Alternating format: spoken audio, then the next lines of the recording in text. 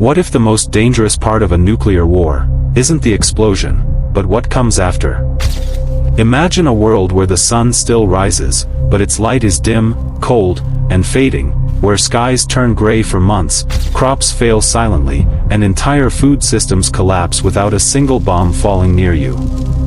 This is the terrifying reality of nuclear winter, a slow, invisible catastrophe that doesn't kill in seconds, but in seasons. In this video, you'll uncover how just a fraction of nuclear weapons could plunge the entire planet into darkness, dropping global temperatures, destroying agriculture, and turning modern cities into survival zones.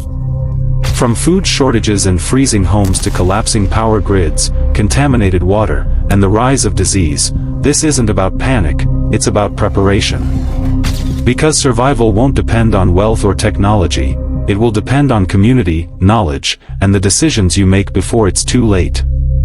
The real question is, when the world goes cold and quiet, will you be ready? No disaster in human history has the power to reshape civilization as completely, and as quietly, as nuclear winter. It doesn't begin with chaos spreading instantly across the globe, but with a deceptive calm that follows unimaginable destruction.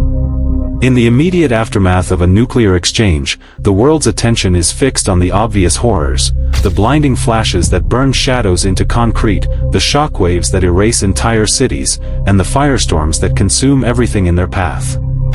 But while survivors near the blast zone struggle to comprehend what has just happened, a far more dangerous process has already begun, one that doesn't scream, doesn't explode, and doesn't stop at borders. High above the earth, millions of tons of soot and ash from burning cities rise into the upper atmosphere, carried beyond the reach of rain and weather systems that would normally wash them away. There, suspended in the stratosphere, these particles begin to spread across the planet like a dark veil, slowly blocking sunlight from reaching the surface.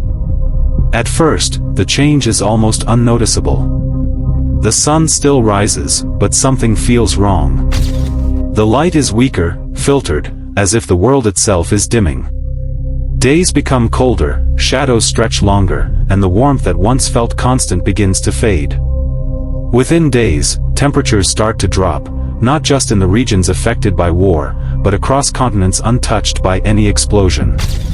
This is the moment where people realize the danger is no longer local, it is global. The delicate balance that supports life on Earth begins to unravel.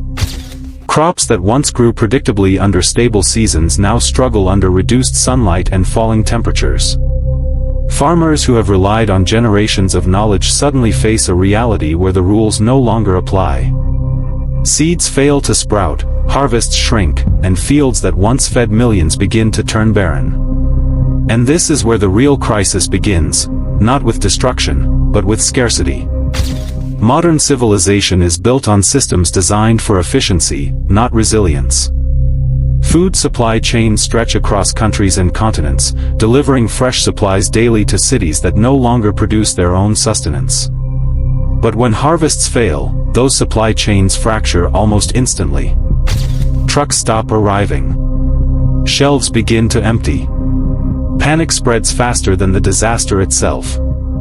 Within weeks, entire populations find themselves competing for what little remains. And yet, the most dangerous part is not hunger, it is the illusion that things will return to normal. Because nuclear winter is not a temporary disruption. It is a long-term transformation of the environment itself. Winters grow longer and harsher.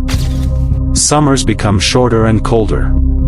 The predictable rhythm of seasons collapses into uncertainty, making recovery nearly impossible without preparation. Fuel becomes just as critical as food. As temperatures drop, heating transforms from comfort into survival. Energy systems, already strained by conflict and damage, begin to fail under pressure. Power outages become more frequent, then permanent. Homes that once provided shelter become cold traps, especially for the elderly, the sick, and children. The modern world, so dependent on constant electricity and stable infrastructure, begins to show its fragility. Hospitals struggle to function, communication networks weaken, and the flow of information slows to a crawl. In this silence, isolation becomes a new threat. Communities that once relied on distant systems for support must now depend on themselves. And this is where the true dividing line of survival emerges, not between those who were near the blast and those who were far away, but between those who are prepared and those who are not. Because nuclear winter does not reward speed or strength, it rewards foresight. It tests whether people can adapt to a world where abundance no longer exists, where every resource must be managed, and where cooperation becomes more valuable than competition. The first days are not about dramatic survival decisions, they are about awareness. Understanding what is happening, recognizing that this is not a passing crisis, and adjusting behavior before it is too late. Those who act early, who conserve resources, who begin to think in terms of months instead of days, who look beyond their own households and toward their communities, gain a critical advantage.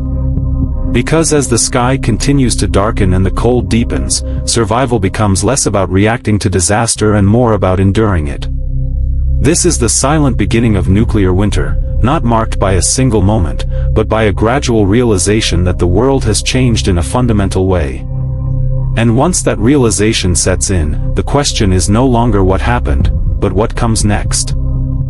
And then, slowly, almost imperceptibly at first, the world begins to change again. After months, perhaps years, of cold, darkness, and relentless uncertainty, the sky starts to lighten. Not all at once, not dramatically, but enough for those who endured to notice. The sun, once a dim and distant presence, begins to regain its strength. Shadows sharpen. Days grow slightly longer. Temperatures, though still harsh, begin to rise just enough to remind humanity of what was lost, and what might still be reclaimed. But this moment is not a return to the old world. It is the beginning of something entirely new.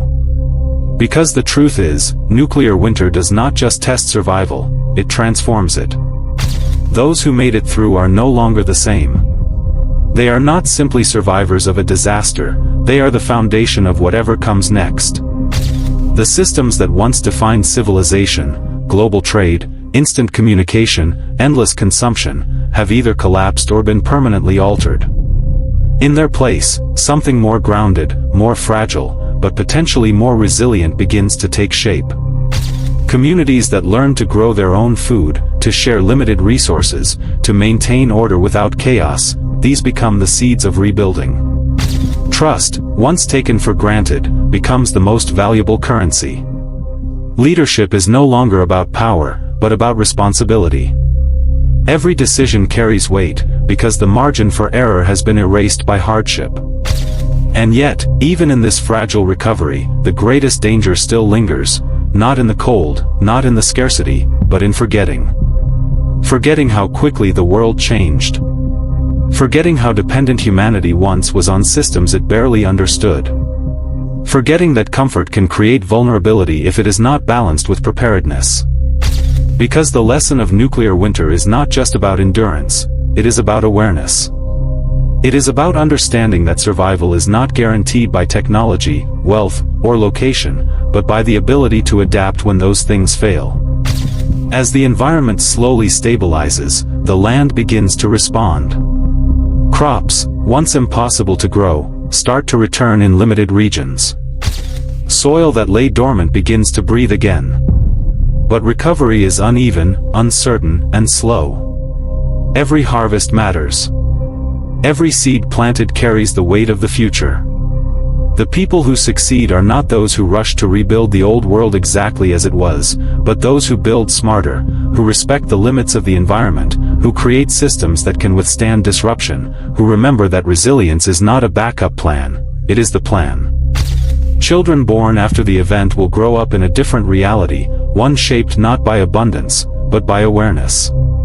They will learn that food is not something that simply appears, it is something that must be protected.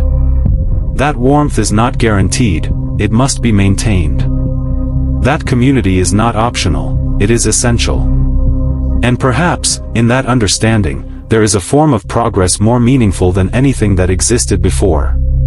Because when everything unnecessary is stripped away, what remains is what truly matters: cooperation, knowledge, and the will to continue. Nuclear winter does not end with a dramatic moment of victory. There is no single day where the world suddenly returns to normal. Instead, it fades, slowly, quietly, leaving behind a world that has been reshaped by struggle and defined by those who refuse to give up. And in that world, survival is no longer just about staying alive through the darkest days.